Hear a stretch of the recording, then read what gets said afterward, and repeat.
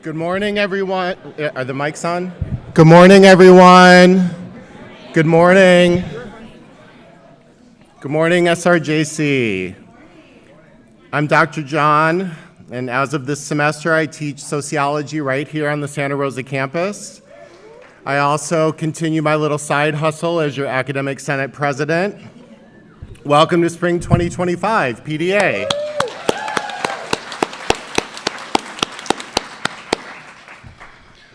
Linda and I are really grateful to be here. We're really happy to see you all.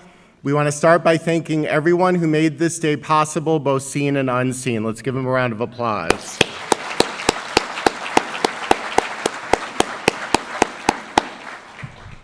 We'll start by acknowledging the land, and as Linda reads this, I invite you to think about how we can make this land acknowledgement actionable. Good morning. My name is Linda J., and I am the Classified Senate President.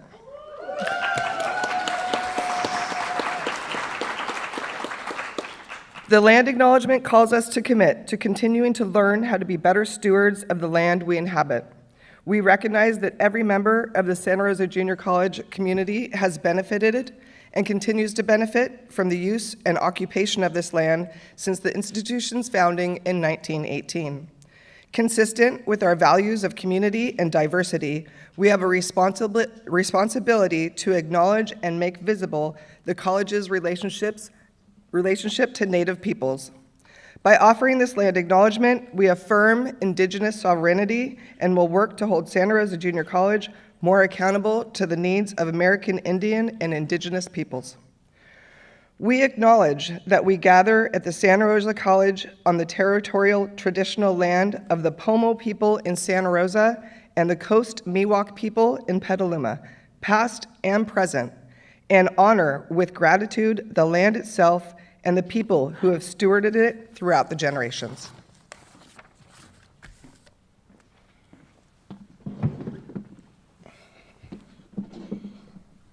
I'm gonna sit because I'm tall and this is taped to the podium, so I don't want to bend over the whole time. So I want to start with a quote from Peter Berger, and Peter Berger wrote An Invitation to Sociology, and this is what he says: "To ask sociological questions is to look some distance beyond the commonly accepted or officially defined goals of human actions. An awareness that human events have different levels of meaning, some of which are hidden from the consciousness of everyday life," unquote. These are tumultuous times in which we live, and there are tremendous amounts of change transpiring. Locally, all levels of Sonoma County's educational institutions are experiencing profound challenges and changes. In every region, the impacts of climate change are altering patterns of fire, rain, seasons, and bloom cycles. And national politics and corporate news cycles are a daily barrage on our rights as individuals and the foundations of our democracy. In other words, we are now, and for the foreseeable future, experiencing a top-down phase of the dialectical relationship in which we live, where the no longer invisible forces will continue to directly interrupt our personal and professional lives. And when you think about it, it's only been 5 weeks since the start of the semester and 4 weeks since Voldemort entered the White House. And it can be really easy to forget what matters day to day. And that's us. That's our micro level, personal choices and relationships. Sociologist Peter Berger also teaches us that our everyday interactions, our individual choices, make the world in which we live, together, in small conversations, in group activities. We make the world we want to be in. We create the conditions in which we live. We make and we unmake the values, beliefs, and systems that guide our lives. And together, we push back against the invisible, and lately not so invisible, forces that threaten our friends and family and challenge our mission, vision, and values of our beloved SRJC community. So together we rise, together we resist, together we thrive.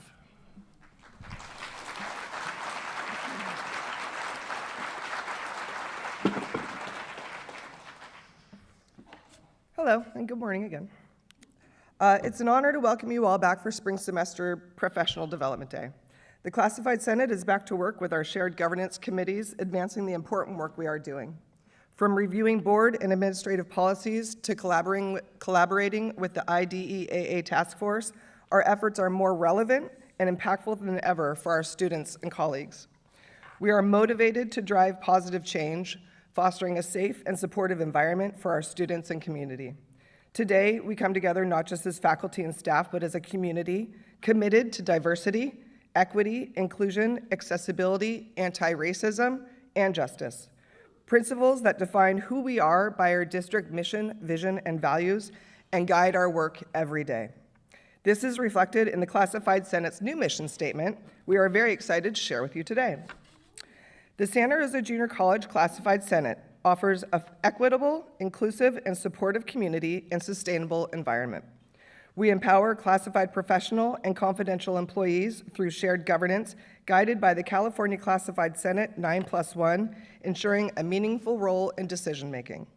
Through outreach, recognition, events, and professional development, we strive to enhance the campus experience for classified professional and confidential employees to better support students and the broader community. Committed to inclusion, diversity, equity, accessibility, anti-racism, anti-sexism, anti-homophobia, anti-transphobia, anti-xenophobia, and justice. We uphold excellence, collaboration, and leadership to create opportunities for growth and a vibrant, healthy campus culture. The Senate believes this statement reflects the work we do through our shared governance efforts, campus events, and community outreach.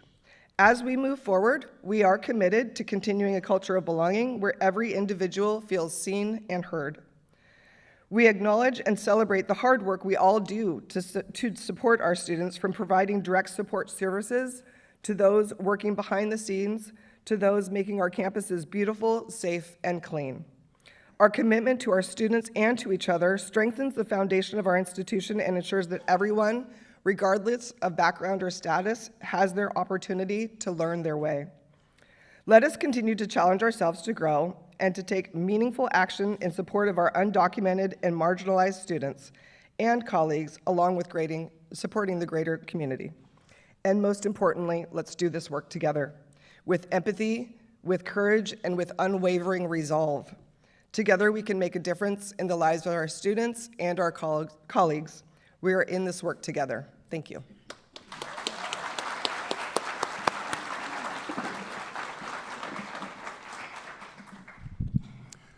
This spring, the Senate will continue its work advancing the faculty voice on all matters related to 10+1, and particularly those matters upon which the district relies primarily upon our recommendations. And that includes matters of policies and procedures pertaining to curriculum, degree and certificate requirements, grading policies, student preparation and success, and most recently, policies for faculty professional development activities.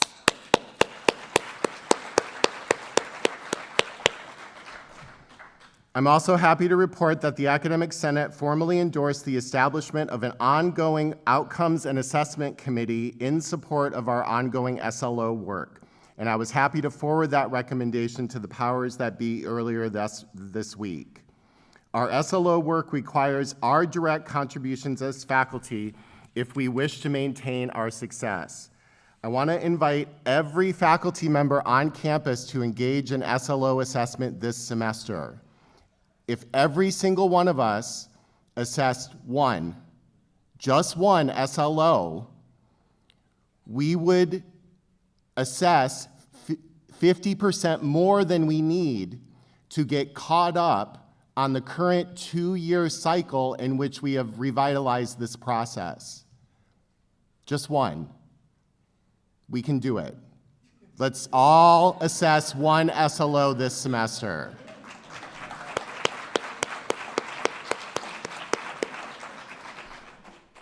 We're also continuing to discuss generative AI at the Senate, and our deliberations, well, they've been ongoing, and I really hope we reach some decisions before robots end up in our classrooms.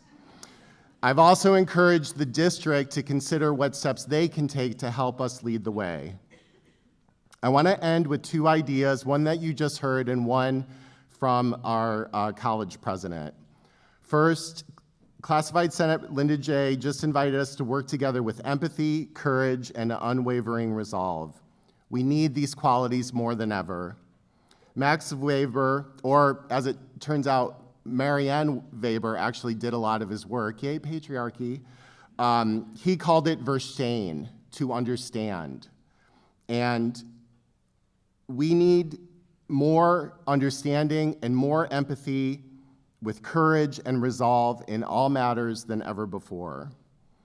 Second, and in preview of our next speaker, I want to share something Dr. Garcia recently said to me in an email. She thanked me for the collaboration to cultivate an environment where the district and the academic senate have a strong, clear, and respectful relationship. I simply do what I see modeled every day by the people around me. And we can all do this. We can all cultivate an environment based on strong, clear, respectful relationships, all of which form the basis of our lives, and in return, remember that dialectical relationship, shape the world in which we live. Which brings us to our next speaker, who I have the honor and privilege not just to bring to the stage, but to work with every day. And so let's show some love for our sixth superintendent president, Dr. Angelica Garcia.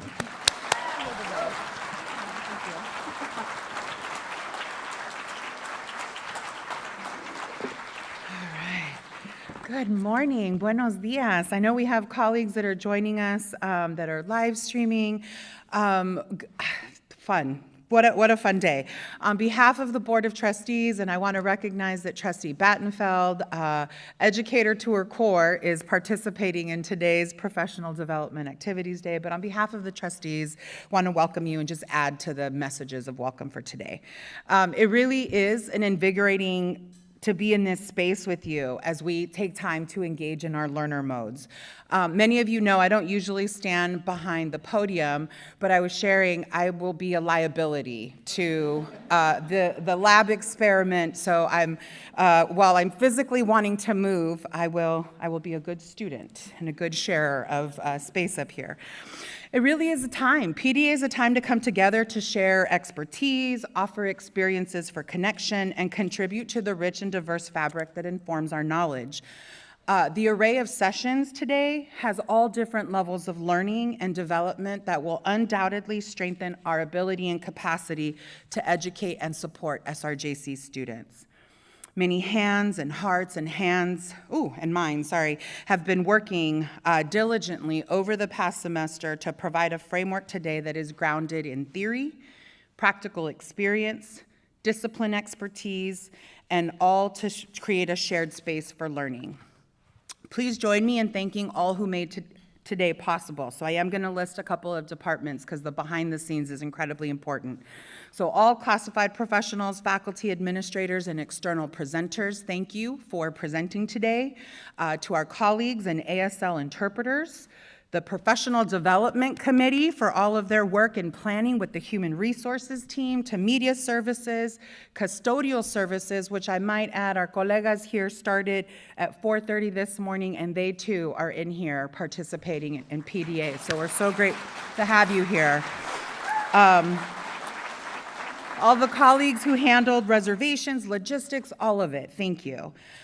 It really is humbling to follow amazing colleagues such as John and Linda in offering remarks this morning.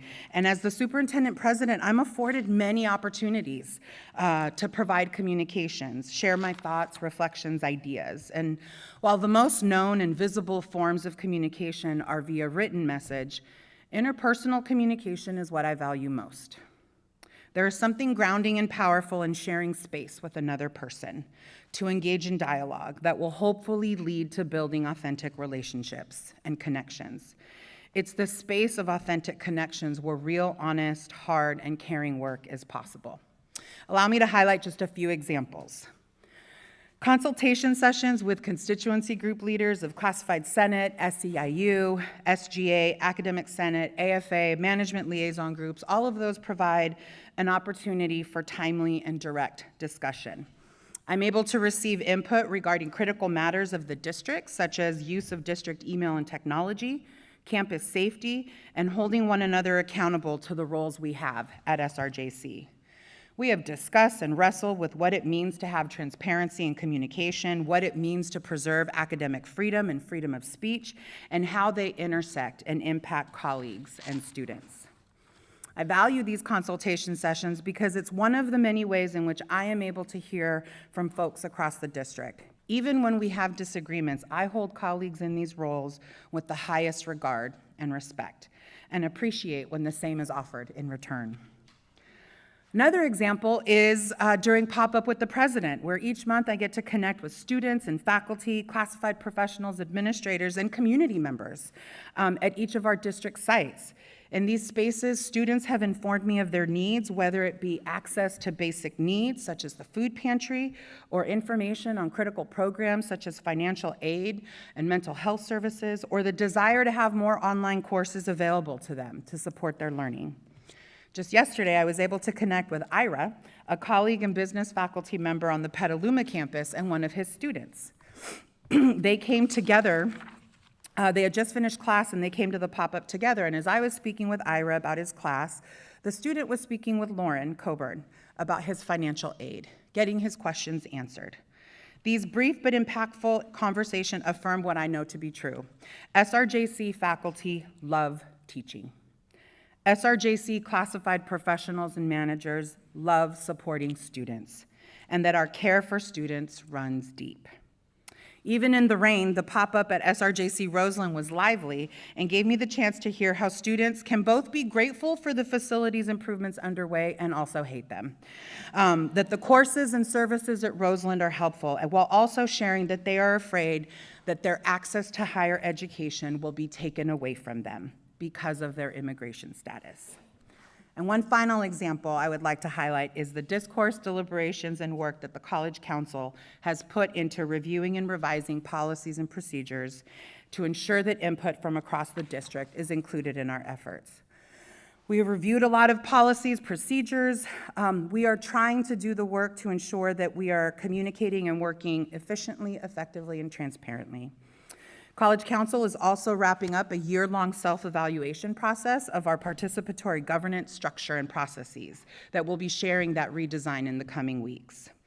The participatory governance work group of College Council includes members of all constituency groups, and I have to say, without making other groups feel marginalized, has become one of the favorite spaces because we are in the room, we are working, we are challenging, we are questioning one another, and we've remained focused on making clear the structure and process to provide input into decision making. We want you to know exactly where it is that your voice can influence policy, procedure, decisions, and recommendations that ultimately make their way to the Board of Trustees. This is no small feat, and the fact that this work has been done in collaboration is testament to our connection and purpose.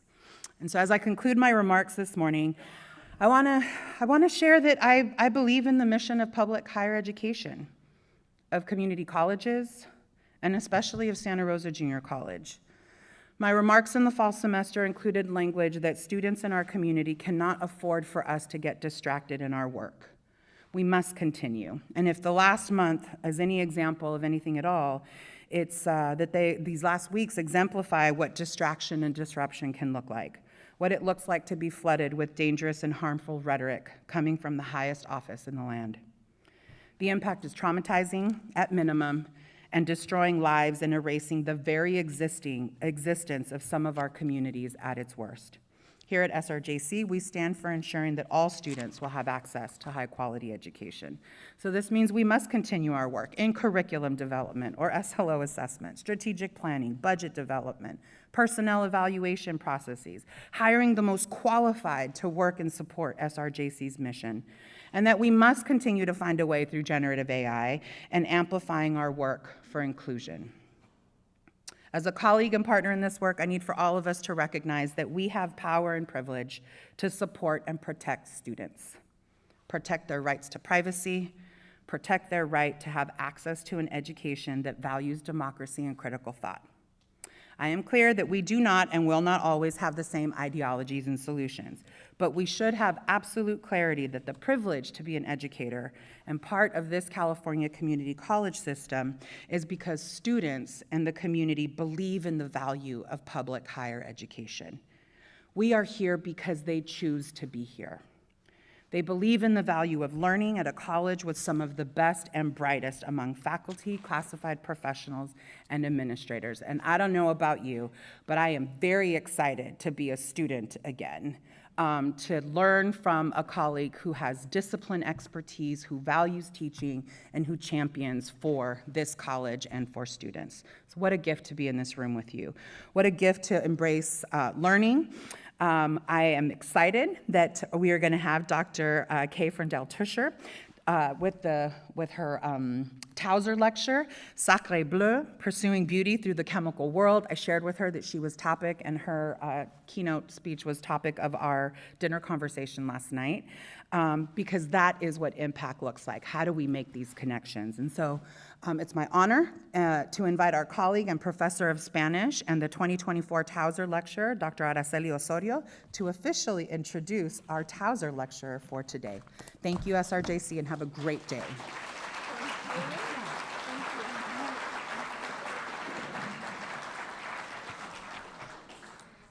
Okay. Hello. Good morning, everyone. Buenos días a todos. And I'm Dr. Araceli Osorio, and it is my honor to present Dr. Karen Frindell Teuscher, our 2025 Brook Tauzer lecturer. And I'm sure we all have great chemistry with her. And I am excited to learn a new way of looking at how beauty and chemistry come together, and I bet you are too, right? But before we hear her great presentation, I would like to share a few fun facts about her, ranging from her family and hobbies to her academic journey and the remarkable accomplishments she has had at the Santa Rosa Junior College. Okay? So let's begin. She was born and raised in a small town in the Pacific Northwest, where she was surrounded by 3 Navy bases, and she moved in the field of chemistry. And in this cute photo, her father is feeding Karen. And in the second photo, she's playing with a sound music game, and which shows the curiosity that has driven her throughout her career. And here is a photo of Karen with her triplet nieces and nephew. Can you believe that, 3? Along with her husband. And here with us today is her husband, her brother, dad, stepmom, aunt, and Diane, her best friend. Can you give them a big round of applause? There they are, over there.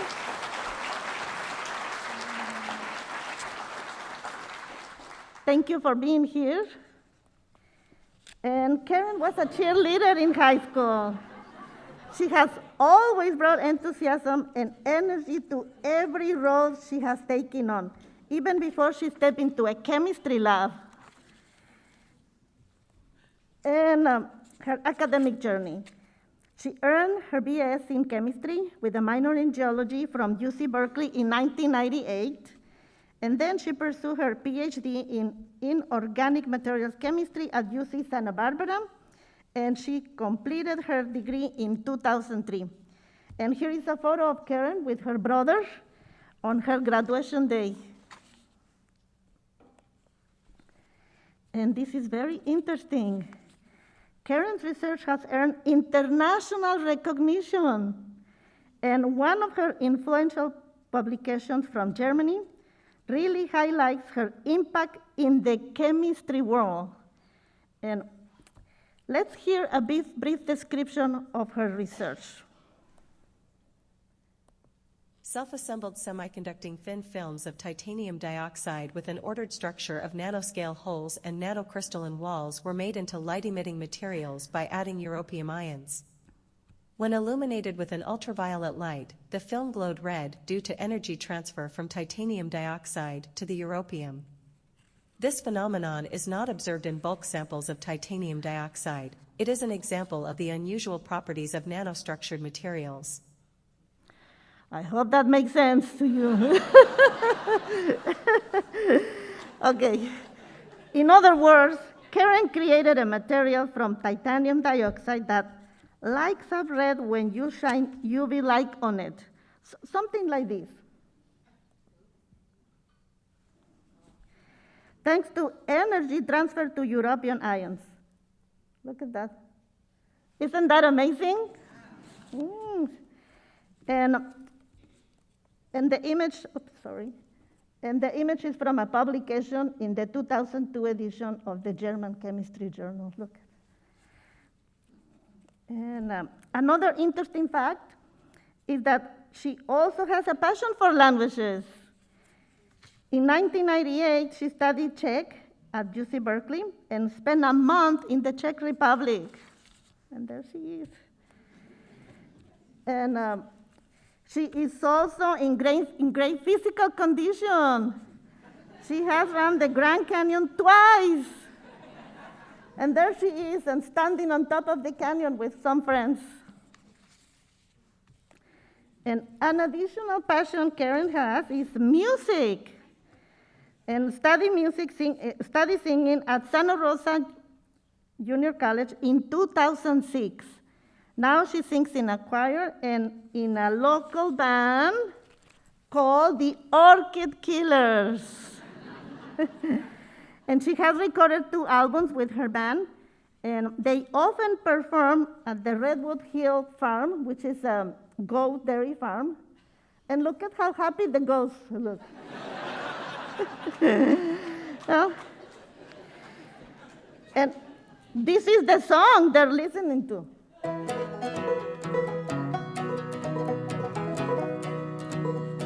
Sun is beating yellow on the flowers that are blooming by the door. Dog is beating rhythm with the tail to my guitar on the floor. Oh, Nebraska. That's Karen and her husband. Oh, Nebraska.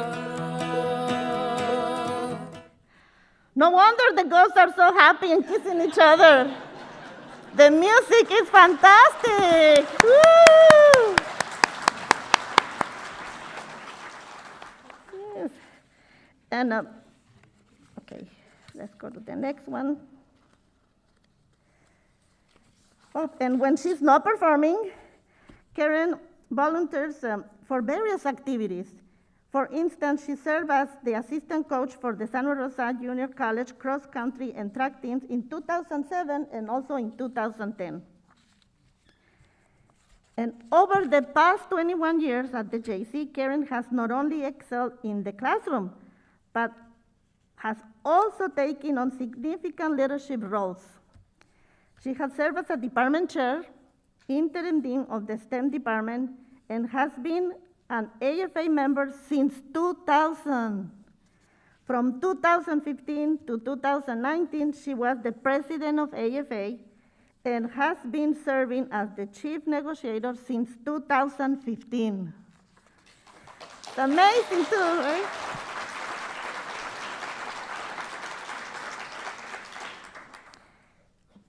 In Karen's presentation today, you will discover fascinating chemistry facts that reveal the inspiration behind her passion for teaching and the deep love she has for chemistry.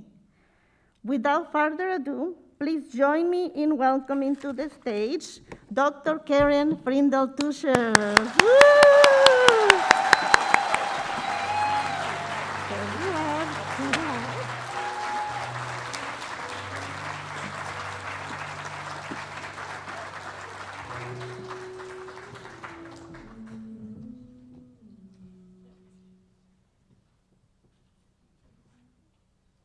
Good morning, everyone, and welcome, and thank you so much for being here. It is an honor and a privilege to have been chosen as a Tauzer lecturer, and I hope that I can live up to it. I want to mention happy birthday to my dad. Birthday. You can consider that this is birthday present. I also want to mention that the original artwork that you will see in this lecture was done by retired SRJC faculty member Donna Larson. You'll see throughout. So today I'm going to tell you a story about the color blue and how I fell in love with chemistry. But we're going to start with the color yellow, and I'm going to show you the moment in my life that made me a chemist by doing this experiment for you. I think this might not work. I think we're going to go gloveless. Okay. Nervousness and gloves are just not going to go. So this experiment was something that I did in 9th grade science class way back in the 90s, and it changed my life forever, and it might change yours. So I'm going to mix these two solutions together. Note that they both look like water, and don't blink your eyes.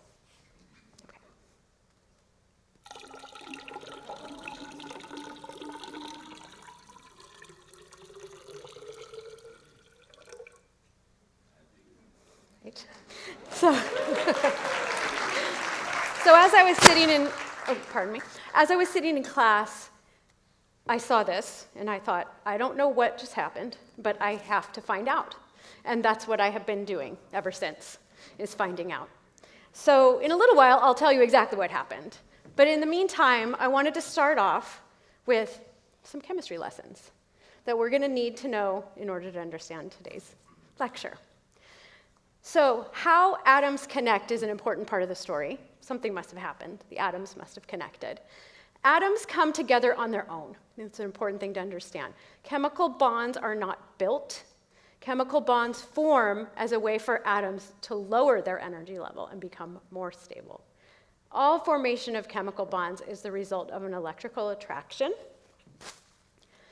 and they form spontaneously. So in this very simple schematic, we have two atoms here. There's positive and negative charges on all atoms. So the positives from one attract the negatives from the other, and vice versa, and they wind up together as a molecule. So that's the basics. And the result of these attractions and spontaneous formation of different kinds of bonds and attractions are all kinds of chemical structures. So they could be simple molecules like this with just two atoms. They can be larger molecules. They can be macromolecules, which are molecules made out of smaller molecules. They can be networks, crystals, and nanostructures, and other things as well. So from the simple to the complex, those things form always for the same reason, because they want to. So these are just some examples of some of the things that can happen when atoms come together on their own to form these bonds and structures. So let me show you just a simple one. This is an image of a salt crystal where the spheres simply stack up, and their sizes are slightly mismatched. The little purple ones are sodium, the green ones are chloride, and they stack up as the sodium ions fit inside the little empty spaces between the chloride ions and make this beautiful cubic shape, which is reflected in the salt crystals that you find in the world. The shape is a reflection of what the atoms are doing. This is a network that forms of carbon atoms to create beautiful things like the Hope Diamond, shown here. And these are some more wild and crazy-looking structures, but they all form for the same reason, because it's more stable for them to be together than it is for them to be apart. So we have layered structures, we have tubes, and then we have things called vesicles, which are hollow spheres and other shapes. All of them come together because of various versions of positives and negatives attracting each other on different parts of the molecules, and then these shapes spontaneously form. And that will ultimately be part of our discussion of color. So that's why I'm giving you the background information. All right, so before we get too far into this, I wanted to give you a guide to chemical structures, because we're going to be looking at them throughout the talk, so I want you to know what you're looking at. So I've got two very different looking depictions here of atoms and structures, and so I want to explain to you how to read them. I also want to note that these two things are both blue, these two examples, and they're both blue things that I won't be talking about today. There's no way I could talk about all the blue things, so I wanted to give shout outs to these because they won't show up later. So here we have an inorganic aluminosilicate mineral, so sturdy things, found in rocks and nature. This is the structure of kyanite, which is a beautiful blue mineral that is not that common, but it is found in the blue schist rocks off of the coast of California. It forms at very high pressure, and it is beautiful. We'll see other blue things that are at least depicted in structures like this. So the little red spheres, those are oxygen, and then these geometric shapes represent the surroundings of another atom. The blue ones in this drawing are the little silicon atoms inside, and the green are aluminum. And then they have this sort of rectangular shape representing the structure of the crystal cell. That's an inorganic material. They're known for being sturdy. This on the right is a molecule. And it's what we call an organic molecule, which means it's made from mostly carbon. You're probably noticing that there is no letter C up here, so I wanted to explain to you how to read these structures. Anywhere you don't see something, that's where carbon is. If they showed carbon everywhere, the molecules would be far too busy to look at. So every time there's a vertex without anything written, carbon, carbon, all throughout. Every other element is represented by its symbol. So we have nitrogen, hydrogen, and oxygen in this indigo molecule. Indigo is a plant-based blue dye that's used all over the world in all different kinds of cultures to make blue art, blue clothing, and objects such as that. So we'll see things that look like this throughout today's lecture. I almost said any questions, but I remembered that I'm not. All right, so light. In order to have color, you have to have light. And so I wanted to explain some light basics, enough so that we can understand why things are the colors that they are. So light is the way that energy travels without a medium to carry it. So what I mean by that is that a wave is carried by water on the ocean, and a sound is carried by air molecules, or whatever the sound is traveling through. Light doesn't need something to carry it. Light is energy traveling through anything, through empty space or through something else, but it does not need the thing that it's traveling through. So that is how energy moves in and out of atoms and all of those structures I showed you, because it can be carried in and out without needing a medium. Visible light is the colors that we can see, and it comes from any time the light interacts with the electrons in the chemical structure, and each color of light has a different wavelength. So I'm going to show you a little more about that. So this is kind of a way to visualize what that might look like for the different colors of light. So you can see the red light, the wavelength is longer, and violet light, the wavelength is shorter, and the shorter the wavelength is, the more energy it has. And this over here is a way of showing how the light comes into an atom or molecule or structure in order to make color. So here we have what's called the electron ground state. That's just where the electron lives when nothing is happening to the atom. It's the lowest possible energy place that the electron can be. This wavy line represents a wave of light coming in. If the energy of the light matches the difference in energy between these levels, the electron will get kicked up there, much like kicking a ball up to the top of a hill. And so if that happens to be a color of light, that light is going to disappear. You're not going to see it anymore. It's going to go inside to the structure. And then the electron has been promoted to a higher level. It does not want to stay up there, however. And so it will find its way back down eventually. And we'll talk a little bit about how that works. Okay. So we have two things we're going to look at today. One of them is the color of something, and the other one is the glow of something. Glow is not the scientific term, but I like the way it sounds. The light coming out, the luminescence of the object. So this is the big blue ball on the cover of a Peter Gabriel album, and it is blue because certain colors of light are going in and not coming back out, but the blue is coming back to you. So the blue light bounces off, it is reflected. Largely the complementary colors to that blue, the oranges and the yellows, are getting sucked in to the ball. So that's a real simple, short description of how color works. Glow, on the other hand, is the energy coming directly out. So if it's lighting up, you're seeing an electron coming back down and giving the energy back to you. So I'm going to show you some atoms that I have contained in these discharge tubes. They're just like a light bulb, essentially, but they're filled with a gas. This gas is hydrogen. This gas is neon. And this gas is xenon. And so the energy to kick that ball up to the top of the hill is coming from the plug that's plugged into the wall. And it's putting in electricity, and that's our energy source, and the electrons are jumping up. And as they fall back down, that's the light that's coming back to you. And as soon as I turn these off, the light is going to go away. So that's an important thing to remember for later. Okay, they buzz, so I'm going to turn them off.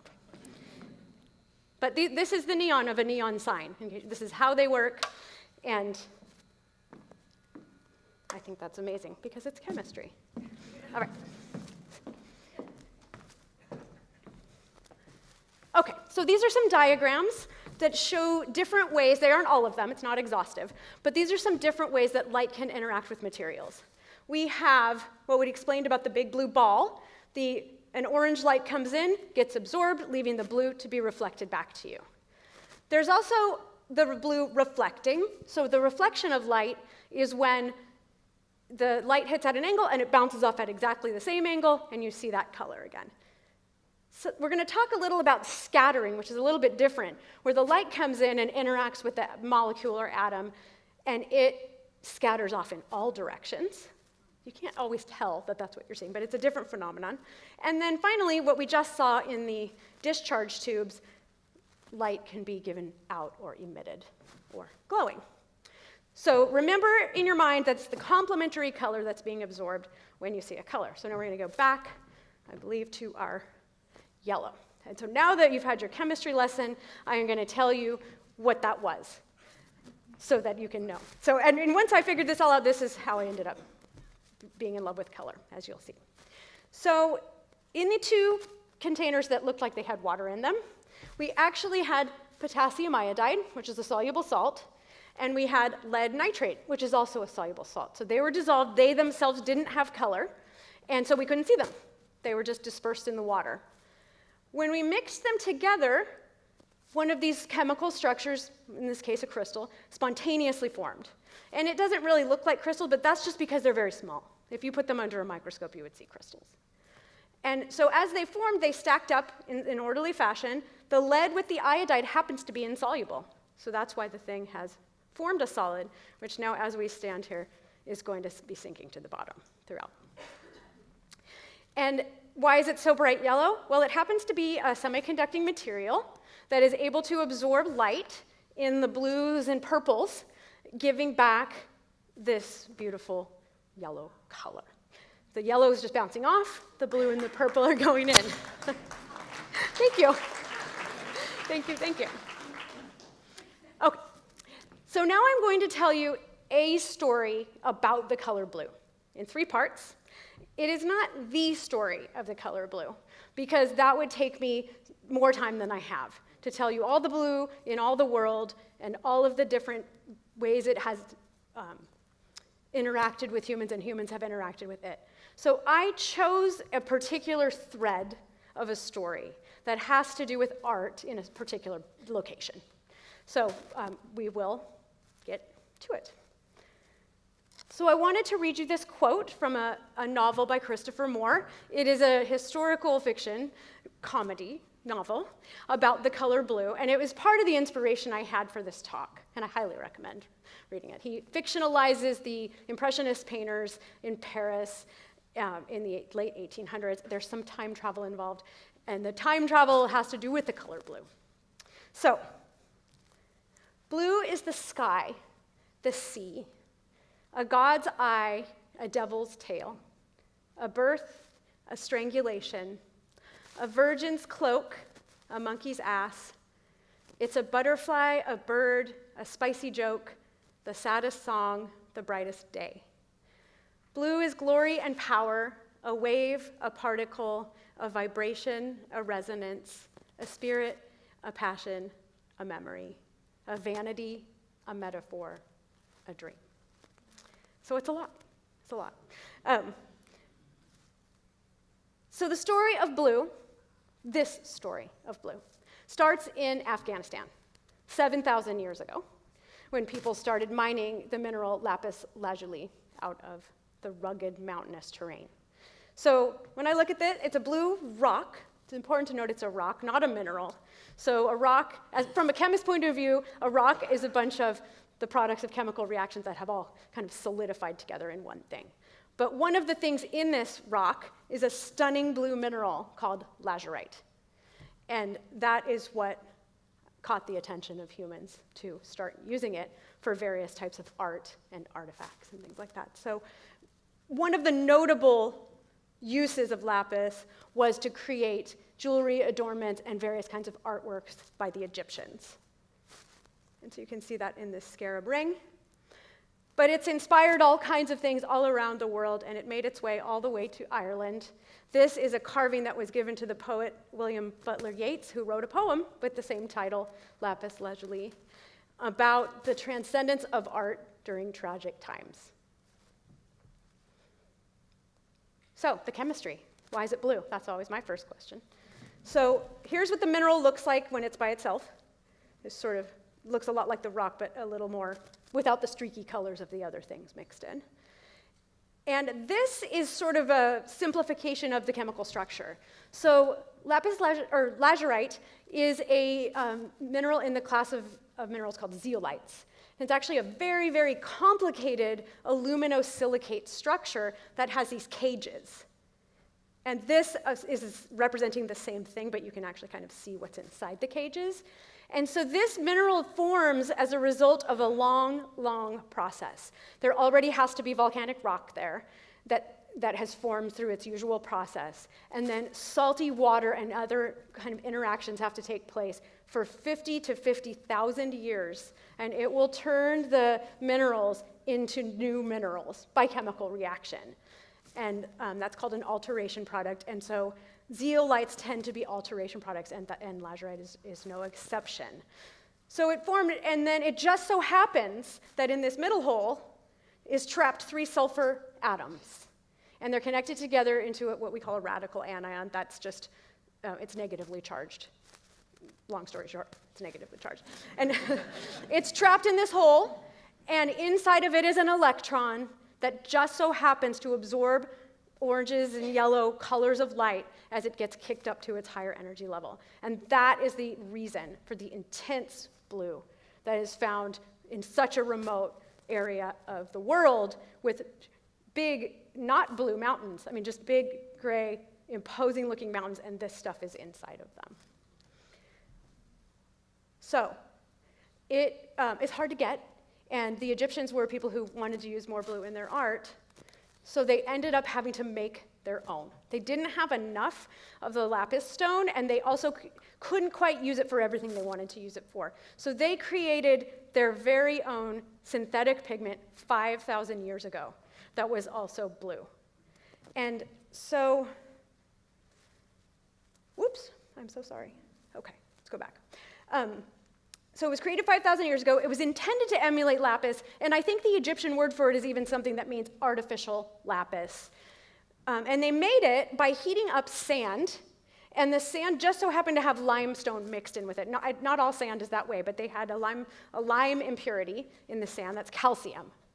And then there are various copper minerals that they mixed in, whatever they had, it seems. So it could have been the green mineral malachite. They could even use just pieces of copper that they had left over from metalworking.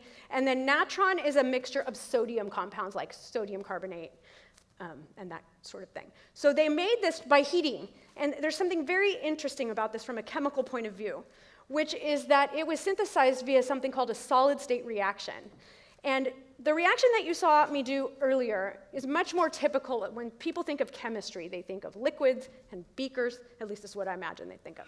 Liquids, beakers, mixing things together and having a chemical reaction take place. Solid state reactions happen without anything ever being in a liquid at all. So they simply took the sand and ground it up with the other hard materials, and they put it in a furnace at almost 1,000 degrees Celsius, and they cooked it. And those atoms move through the solid on their own at those high of temperatures. They're able to sort of mobilize and transform into another structure. So that's what happened to create this structure over here. So you can see we have our red oxygen atoms, our kind of grayish silicon, green calcium, and then the blue squares are the important part. So that's where the copper fits into the structure. And when copper sits in a plane of 4 oxygen atoms around it, copper 2+ to be exact. Oh, right there, copper 2+. That means it's missing 2 electrons. It will absorb light and it will be blue. So that in there is what creates the blue color of Egyptian blue. So completely different from the lazurite. And that's what's kind of interesting about blue. It doesn't have to be related why something is blue. And so the Egyptians used this. It spread to other parts of the world, and it eventually became lost. The recipe was lost. It was used by the Roman Empire, and they sort of stopped using it in the 4th century, and then during the fall of Rome, that was the end of Egyptian blue until a long time later. So now we're faced with a situation where we don't have a readily available source of blue things for art at this point. And so here's what happened. They kept mining the lapis out of Afghanistan and making it into paint to feed the movements of the art in Europe in the Middle Ages and in the Renaissance, and it was so supremely expensive and very difficult to do. So this is just an example of using lapis as paint early on near where the lapis is mined from. And so this is at the site where the Buddhas of Bamiyan used to be in Afghanistan, and it's a wall painting inside of a monastery. And I think they just ground up the lapis and sort of mixed it with something and painted it directly onto the wall. So ground lapis, though, was turned into an actual paint via a process that takes days and days and days. So they grind it up. They grind up the rock, and we only want the blue. We don't want all that other stuff that was in there, so they had to separate it out. And they would soak it in lye and mix it with pine tar, oil, resin, a bunch of sticky stuff, and they would knead it into something that resembled a paste for 15 days. And they would make it into these little sticks that were traded on the Silk Road and found their way to Venice, and that's how they started finding their way into this type of art. It was more expensive and precious than gold. It was the most expensive material in the world at the time. And you can see why, from a chemical and processing point of view. It was hard to get, it was far away. The name ultramarine means beyond the sea, so it came from far away from where it was being used in this particular application. So you'll note in this painting by Deboine Insegna that the only real use of it is in the robes of Jesus, because they saved the blue paint for what they considered to be the most sacred and divine part of the art, because they couldn't afford necessarily to put it everywhere in the painting. And that became common to the point where it was exclusively used to depict the cloak of the Virgin Mary. And so you can see in these two paintings that I chose, here's the Virgin Mary with her blue cloak. This one is by Botticelli, this one by Sasso Ferrato, and it's probably the most quintessential example of how luminous ultramarine really is and why it was so valued and people wanted to use it in art so much. But you had to have a Medici to buy it for you. No one else could afford it, including Michelangelo, who did not finish this painting because he could not afford to buy ultramarine, and there was no other source of blue. Vermeer, the Dutch master, refused to go without, and he drove his family into essentially bankruptcy, purchasing ultramarine. But if you've ever seen Vermeer's paintings, like the girl with the pearl earring, I think has some of, those kind of things, has the blue in it. So to him, it was worth it. All right. So, of course, the world now has a need we need to make blue again. We can't rely always on this difficult to obtain, expensive thing that's coming from so far away. And again, this is in Europe. And so we have some examples of what blue that got made. But first I'll read you this quote from the Impressionist Paul Gauguin. "Blue, deep, mysterious blue, the color of the depths of the soul, the color of the depths of the sea." So now I'm going to tell you a story that starts like a joke. So it is Berlin in 1706, and a pigmenter and an alchemist are sharing a lab. True story, sounds like a joke. They're both named Johann, by the way. And so the pigmenter, Johann Diesbach, was working on making, pigmenters, they're people who made colors to sell to artists. And so he was working on making red, actually, and specifically a red pigment called Florentine Lake. We'll talk a little bit more about lake pigments later on. But he was making Florentine Lake, and at the time, I think the main source of red was ground up beetles. I don't know if everybody is aware, but they still make red things with ground up beetles, and specifically this little guy called the cochineal beetle. And so he was grinding up the beetles with alum, that's aluminum sulfate, and potash, which is potassium carbonate, to extract the red color molecule from the beetle that could then be made into this paint pigment. And he ran out of potash, and so he borrowed some from Johann Dippel, who was the alchemist who was also using the same lab in Berlin. And the alchemist was doing other kinds of experiments. He was trying to make smelling salts and all kinds of different compounds and crushing up solid things and heating them with ox blood. And so an alchemist did that because they thought that the animal blood would imbue properties into the different things that they were making.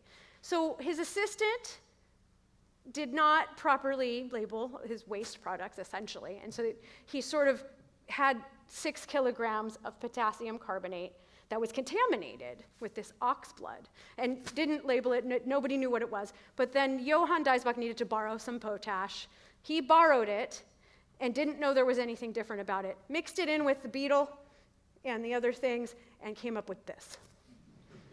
And he thought, I have had a miracle. I've solved the problem. We now have synthetic blue, and I'll just keep on making it. And he was able to keep on making it until he ran out of that particular batch of potassium carbonate, and then they had a problem, but it was very valuable. He made a lot of money at the time because a blue was needed, and this was the early 1700s. We have no Egyptian blue, and ultramarine is too expensive. So he made a lot of money. Eventually, he did figure out how to make it. And what the amazing thing is, so next I'm going to show you the chemical structure of what this blue stuff is. Prussian blue is its name. It has absolutely nothing to do with what he was trying to make. And I mean, talk about chemistry accidents. The beetle took no part in the formation of this structure at all. It was just the potassium carbonate and the animal blood that had cyanide already formed. So this little grouping here is CN, that's cyanide. Cyanide had not been discovered yet in 1706. It was discovered from this blue material, because later a chemist got hold of it and started heating it and was like, oh, I think I've discovered cyan. And the color cyan, that's a blue, that's where cyanide gets its name. It's not the other way around.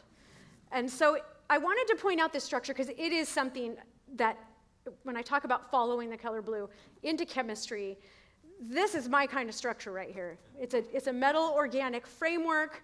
It's absolutely stunning. You have iron atoms, but every other one is ferrous iron, or iron 2+. Every other one is ferric iron. And in between are cyanide bridges connecting each of those irons in a cubic crystal structure. And so why is this blue? Yet again, a totally different reason than the first two. So this is blue because an electron on the iron 2 absorbs orange light and it jumps the bridge and moves over to the iron 3. And that, when it does that, it absorbs orange light and creates this stunning blue color. And Prussian blue, not only does its chemical structure have a special place in my heart, because to me, that is beautiful. It doesn't even have to be itself blue. I just love the way this looks from a chemistry point of view. But it has a characteristic color to it that also makes it just one of my favorite shades of blue. And I'm going to show you some very famous paintings that use it. So these two are, I call them the all-stars because they're recognizable by a lot of people. And so the one on the left is notable, the Great Wave off Kanagawa by Hokusai, notable because Japan was closed to trade at the time that this, trade from Europe, at the time this painting was done. And so somehow Prussian blue had found its way into Japan and was used by Hokusai and Hiroshige and other Japanese artists, so much so that that color is associated with Japanese art, as it should be. But it came over from Europe originally, and then eventually everybody figured out how to make it. The secret lasted about 20 years once they solved the problem in Dippel and Dicebox lab, and then other people started figuring out how to make it. And then, of course, Van Gogh used it in his Starry Night painting. By 1889, there was a synthetic form of ultramarine that could be used. It was created in 1826 when a French Academy of Science had a contest. And was like, anyone that can make synthetic ultramarine, we will give you a cash prize. And someone did. And so Van Gogh used synthetic ultramarine, and he used Prussian blue and other colors of blue as well. So now I want to tell you a little bit more about some Van Gogh paintings that have some very interesting chemistry as they pertain to blue. So you probably recognize Van Gogh's irises. There are several versions of these, and so sometimes the irises are in a vase, and sometimes they're in a field. But these irises they're well known for being blue, and they were something that he painted while looking out his window at the psychiatric hospital in Saint-Rémy, France, that he was in Provence at the end of his life. And so something really interesting happened from a chemistry point of view in Van Gogh's paintings. And we know that what Van Gogh was seeing and thinking because he wrote so many letters to his brother, Theo, and those letters can be read, and he talks all about what colors things were. And he talked about these irises, these are the actual irises in Provence currently, and you might recognize this shade of iris. It's like a deep, dark, violet purple color. And so these are the irises he was painting, and yet here they are being blue. So I'm going to tell you what happened. Van Gogh was using French ultramarine for blue. We know that comes from a mineral structure. It's stable. It's going to hang out for a long time. But he was also buying a lot of paint from pigmenters who were selling them. The chemical industry was fully on board at the end of the 1800s, making colors for artists. And so he used a pinkish red pigment called geranium lake, and it is not light stable. But he loved it. It's a very beautiful, almost glowy pink color. And so he wanted to use it anyways, and he even could see the paintings fading within his time of looking at them. And he wrote to his brother Theo, "The paintings fade like flowers." And to me, that kind of means like art can be transient. And so the pinkish reds in his paintings were transient. And that is why Van Gogh's irises are blue, not because he intended them to be blue and not because of anything else. So I wanted to talk a little more about this. So light, we talked all about how light makes things colored. It gets absorbed in, and then we see the colors that remain. But light also breaks down molecules. And so if you expose art to too much light, if you have any organic pigment, it has a chance of degrading and reacting. And when that happens, it turns into other molecules that have no color. And so that is what happened. A lake pigment, by the way, is an organic molecule like this that's considered to be a dye, which means on its own as a powder, you can't really make it into paint. So they attach it to some sort of powdery binder to make it more paint-like. So he was using this dye. The dye in geranium lake is called eosin, and it really does not survive. It reacts with the oil paint binder, and if light shines on it, that's it. It just breaks down into colorless molecules. And you can see it in his paintings called Bedroom in Arles, which I think he did 2 or 3 of these as well. And Arles was where he was before he went into the psychiatric hospital. So it was just a little bit sooner before the other one was painted. And he wrote a letter to his brother and described exactly what color everything was. So he said, "The walls are pale violet, the floor is of red tiles, the wood of the bed and chairs is the yellow of fresh butter, the sheets and pillows very light greenish citron, the coverlet scarlet, the window green, the toilet table orange, the basin blue, the doors lilac." So note that the walls are not pale violet. They are definitely blue. And the blue that he used was cobalt blue, which is also a mineral. And so it didn't break down. And then he mixed with that geranium lake. It's gone. And this is a fairly recent discovery by conservation scientists and chemists who are analyzing the paintings, and they're finding traces of geranium lake under the frame where the light can't get, and where it's like under deep layers of paint, they can still find a little bit. So yeah, it's a recent discovery, but it's really amazing because we see his paintings as they are now. So color is transient. Okay, so now we're on part 3.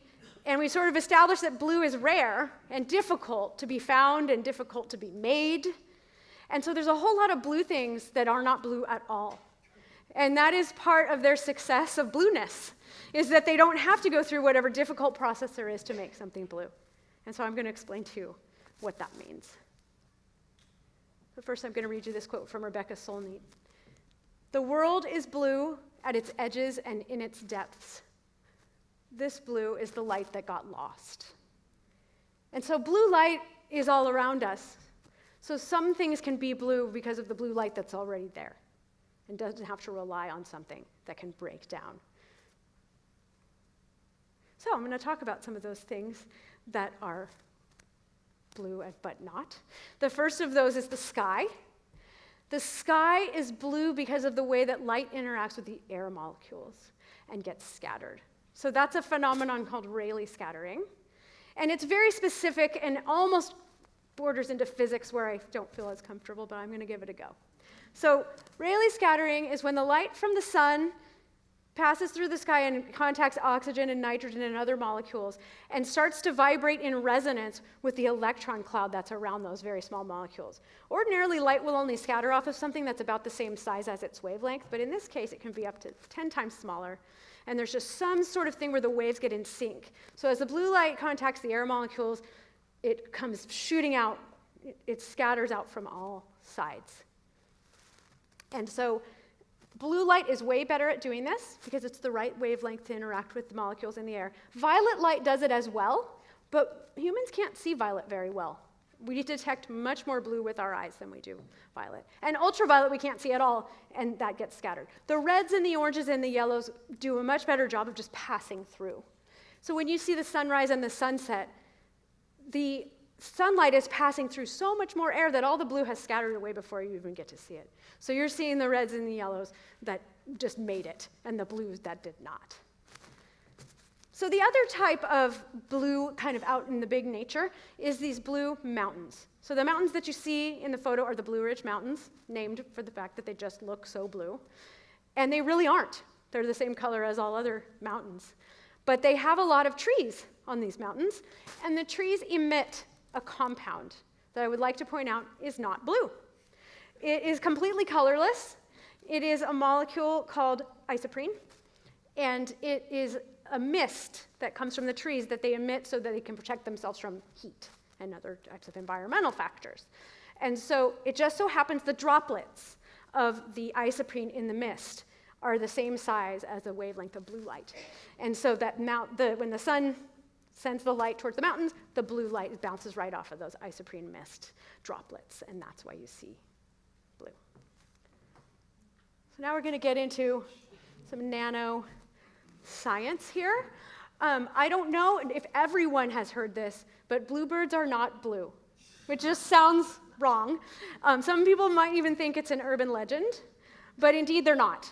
And if you've ever found a bluebird feather on the ground and you pick it up, it's not blue. It's gray, kind of brown color, and that has to do with you're looking through the feather. You're not looking at anything bouncing off to you. So this is a western bluebird. We have them right here in Santa Rosa in the parks. I see them a lot. And they have this kind of vivid, solid blue. And on the next slide, I'm going to tell you why this is happening. But it's not because they make blue pigment. They do not make a molecule that absorbs orange light. They're simply interacting with the sunlight, not that differently from how the sky and the Blue Ridge Mountains do. And this is a leisurely bunting. And I actually, first time I saw this bird was in the bottom of the Grand Canyon when I was on my run. And I thought, what is that blue bird? Named after, of course, our favorite stone. Okay, so what is happening with the birds? They're making nanostructures in their feathers. And so as the feather is forming, the feather is made of keratin, which is the same thing that your hair is made of, and it's a protein. And as a feather is forming, the keratin is separating out from water. And it creates these droplets of water. Much the same as the way that when you have a beer and there's foam on top, the little tiny bubbles that form in the beer foam. In this case, they're water droplets, but then they dry up and they're just empty spaces of air. And they are the size of the wavelength of blue light. And so the blue light bounces into the bird feather and bounces back off, and that's why we see it. The reds, the yellows, the oranges are sucked into that structure, and they are not emitted back out. They're not emitted or reflected back out. Underneath there is a bit of melanin, which is a brownish pigment that also helps to absorb those other colors, but not blue. So the blue is bounced back out of that nanostructure to your eye. And this is an eastern bluebird, I believe, and this is an actual micrograph of the structure inside of its feather barb, where those things are. So here are some fish that do make blue pigments. There's only 2 vertebrates, and these are them. Every other vertebrate creature uses structural blue, like the bluebird.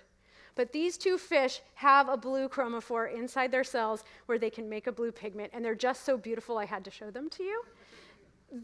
I haven't found any papers that say that anyone's figured out what the blue molecule is, but I really do want to know now. But there's a lot of other blue fish in the world. Blue fish are normally blue because they create little stacks of crystals inside their scales, and those stacks can reflect blue light. So it's the same kind of idea. But these are the mandarin fish, blue mandarin fish and psychedelic mandarin that can make blue. Okay, so now we're going to talk about blue morpho butterflies that also aren't blue either. The difference between the blue morpho butterfly and the bluebird is that blue morphos are iridescent and bluebirds are more like a solid blue. So iridescence is angle-dependent color. And so what you're really seeing is either you're seeing blue or you're seeing black, and that gives it that nice depth of the iridescence. So butterflies don't have feathers, they're called scales. To me, they seem like feathers, but they're scales. And the scales are made out of not a protein, but a carbohydrate called chitin. It's the same thing that crab shells are made out of, and the same thing that insect exoskeletons are made out of. And so the butterfly scales have these ridges. And in these ridges are little things that look like trees. And those little trees scatter blue light. But because they aren't uniformly thick, sometimes that blue light cancels itself out, and sometimes that blue light adds itself together to make it brighter. So that's how you get the iridescent blue color. If you've ever seen the backside of a blue morpho's wing, because they close them up, they're brown. And so that is the melanin that is used to absorb the other colors, to leave you with this stunning blue. Blueberries are the last thing I'm going to tell you about. That isn't really blue. It turns out blueberries aren't blue either. This is even more recently discovered, that blueberries, if you've ever cooked them, though, you know they're not really blue inside. They're kind of purple. They're the same exact color as a blackberry, but when it's all said and done. And so that's because of the cyanidin, which is an anthocyanin, which is those famous antioxidants that they keep telling you to eat the blueberry for. So that's what a blueberry really is. But when you look at the nice blueberries in the summer at the grocery store, they are this beautiful, stunning blue color. Must be some advantage to try to get something in nature to eat that blueberry, maybe including us. But that's because there is an actual layer of wax that naturally forms it's a nanostructure. It's a very disorganized nanostructure, much more disorganized than the beer foam of the bird feather. But it has little holes, and the blue light just scatters right out of those little holes. And all the other colors do not. And there you have it. This is also the case with certain plums that look blue, and also with certain grapes that look blue. And the scientists who've been looking into this were able to take this wax off the blueberry, redeposit it on a surface, and it turned that surface blue. So it really is a function of that wax creating its very own nanostructure. All right. So we're getting close to the end of our story. And so now we're going to talk about things that glow blue, because how could we leave that out of the conversation? So this is a quote from the Russian artist Vasily Kandinsky. "The deeper the blue becomes, the more strongly it calls man toward the infinite, awakening in him a desire for the pure and finally for the supernatural." So nothing up here is supernatural. This is all science. Science does not address the supernatural. But to me, there's always something that seems supernatural about a glow. And so I'm going to show you some of those things, and you might agree. So you may have done this experiment at home. If you haven't, you might want to try, but don't hurt your teeth. You can bite a lifesaver in the dark, and it will give you a blue spark. Some people have done this. It is a really good example of the way that emission of light behaves. It's there, and then it's gone. So those electrons get kicked up, and then they shoot out the light, and then they're back down to their home, and that's it.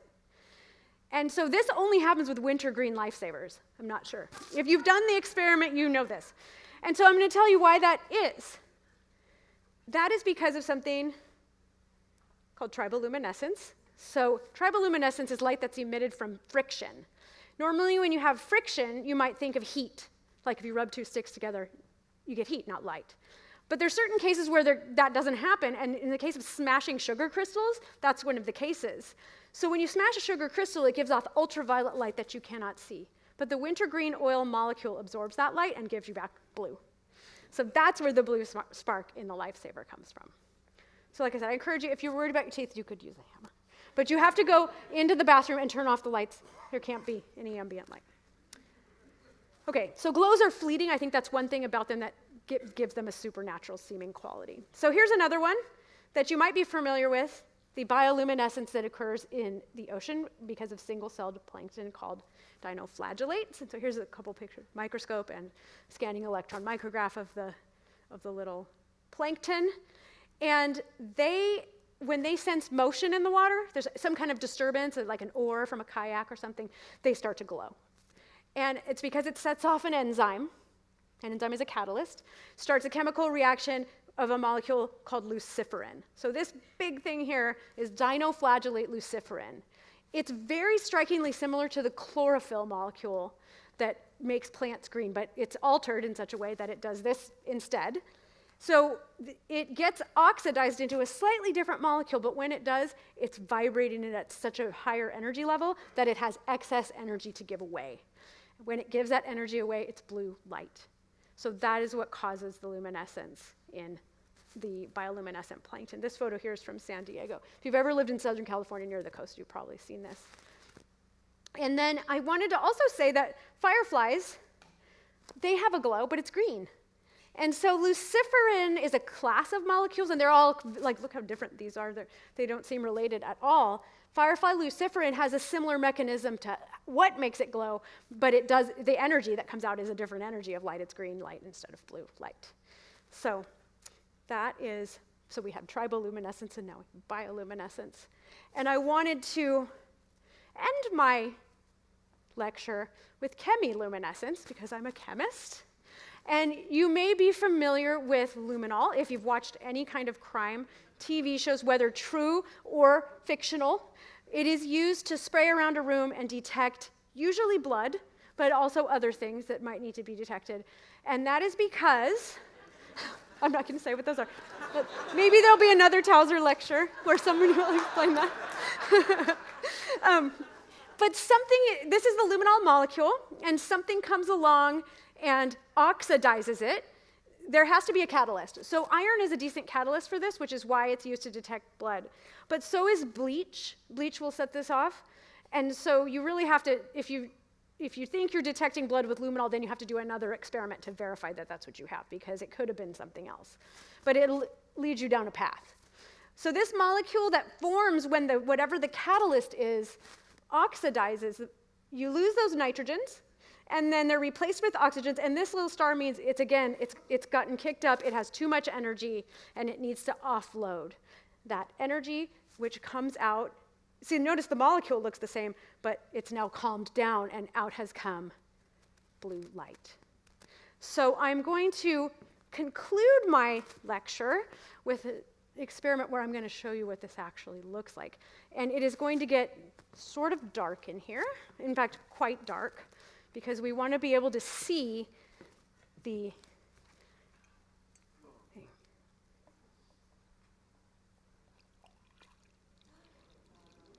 There might be some music that will play.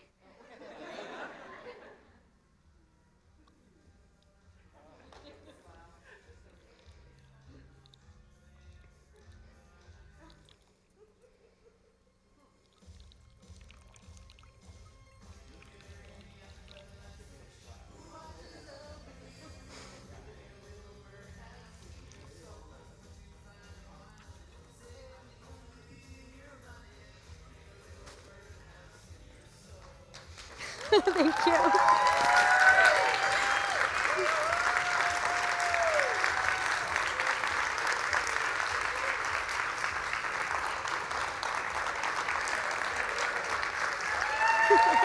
Thank you.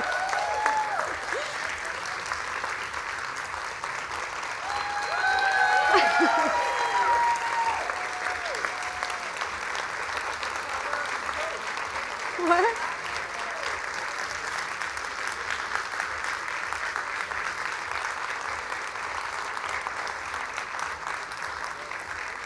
Thank you so much. How come you're not wearing blue? I am, a little bit. I wanted to acknowledge all of the names up here that are on this slide. The artwork, of course, by Donna Larson, the chemistry staff who put these beautiful demonstrations together, Milena Kalgorgovich and Lisa Stenioli. The media services staff, they made it, especially the last part. Theo, Joanne, Yarrow, Nate, Sifo, Pamela, Henry, Caleb, and Q. The theater arts staff, Kyle McHarris, the sign language interpreters, Joran and Glory. I want to thank the Tauzer committee for choosing me. I'm beyond honored and I had an amazing time. Thank you. And of course, my family and friends and colleagues that are all here. So thank you for listening. Yes. Thank you, Karen, for the great presentation. And on behalf of the Tauzer, Brook Tauzer, and Professional Development Committees, we are honored to present you with the 2025 Brook Tauzer Award for your outstanding contribution to the college. Thank you. Thank you. Thank you. Great, give it up for her. Woo! Great. Please, don't leave just yet, please. Now, Dr. Alexa Forrester will give you the closing remarks. Thank you. Bye. Hi, everybody. I am Alexa Forrester, one of the faculty co-coordinators for professional development. Closing remarks is a bit substantive. I just want to thank you all for coming. We have a wonderful program of workshops scheduled for you. Please check the website, which you can access with the QR codes. There have been some last-minute room changes and cancellations just to make sure you're going to the right place. And I will remind you that this year coffee and tea will be available in the lobby of the Lindley Sten building, and there will be, and your union representatives from both AFA and SEIU will be providing some snacks and swag, I've heard. So say hi to your union leaders and fuel up for a great day. Thank you so much for coming.